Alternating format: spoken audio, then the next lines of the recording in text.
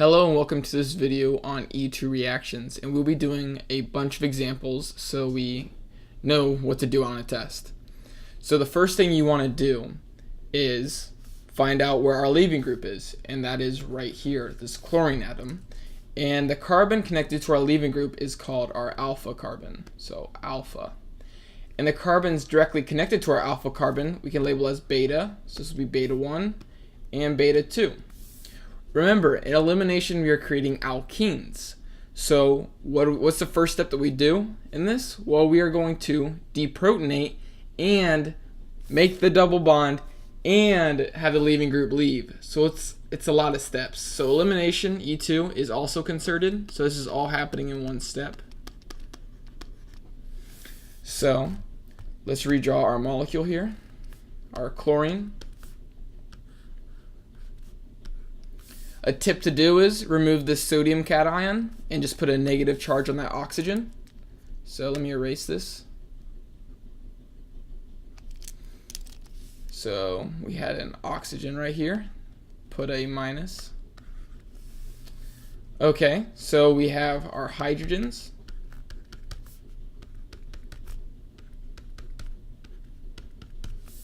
So we can choose either one to deprotonate first, but there will be a better one as our major product, and I'll show you why. So the first thing we do is deprotonate with our strong base. So we'll take a hydrogen. That's a hydrogen here too. And these electrons right here between this carbon and hydrogen will make an alkene. We'll make a double bond right here, and our leaving group will leave. And we'll get a product that looks like this. Double bond here and our leaving group left. So this is our first product, so I'm going to draw that up here.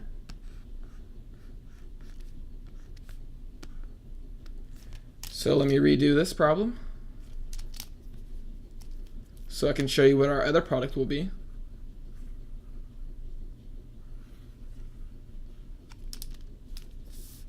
So redraw my molecule here.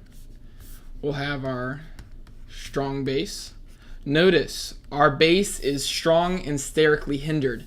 This is tert butoxide. Tert butoxide. It is a strong sterically hindered base. And a strong sterically hindered base will always choose the more accessible hydrogens, and that will be the terminal carbon right here. These hydrogens, these protons are more accessible than these protons because we have two alkyl groups branching off of this carbon. And this carbon just has its protons, nothing getting in this tert butoxide's way. Tert butoxide is sterically hindered, and that means we have all these groups branching off of it, making it sterically hindered. So the main thing you have to take away from this is, if it's sterically hindered base, we are going to choose the more accessible protons, and that will be these over here. So we'll grab a proton, and we'll make a double bond, and that leaving group will leave for a product of something that looks like this. Oops. This is our major product because our base is sterically hindered, and this is favored by kinetics. So the reason behind this is kinetics. So this is your major product. We will get some of these, but this will not be our major. This is our minor product. So minor. If your professor just wanted the major product, draw this because our base was strong and sterically hindered. So sterically hindered, more accessible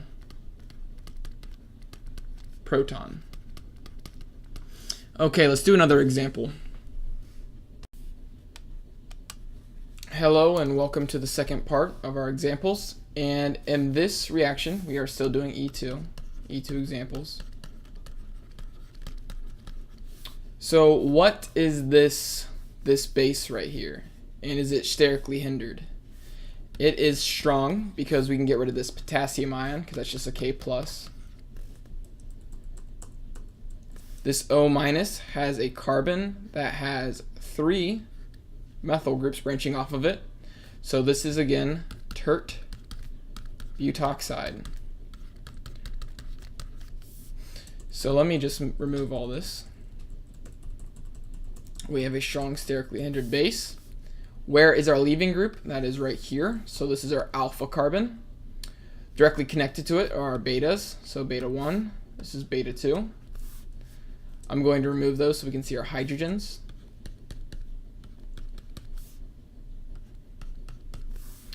Okay, so let me draw our base, our nucleophile.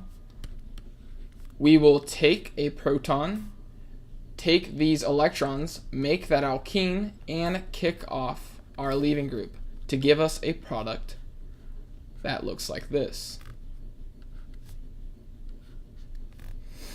So I'm going to draw that up here so we have more room to work with. There's our double bond, our ethyl. So what is the other product that we can make? Well, we can take this proton up here.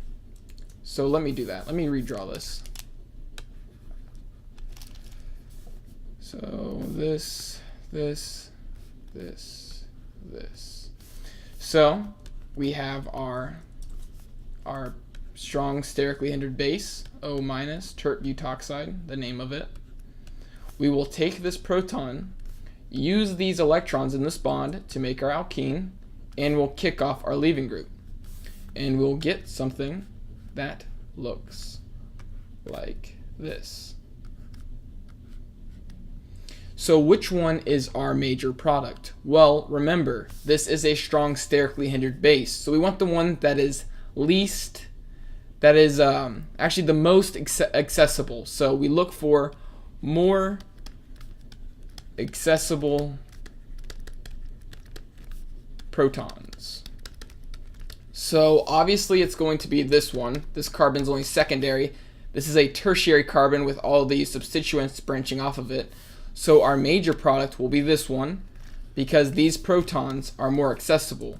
Look, we have this bond here, we have this bond here getting in the way. Yeah, that is kind of hindered, but look at this one. We have a bond here, a bond here, a bond here. We have all these bonds. So this base will have a hard time getting to this proton. So this will be our major product. Okay, let's do another example. Okay, here is our third example on E2.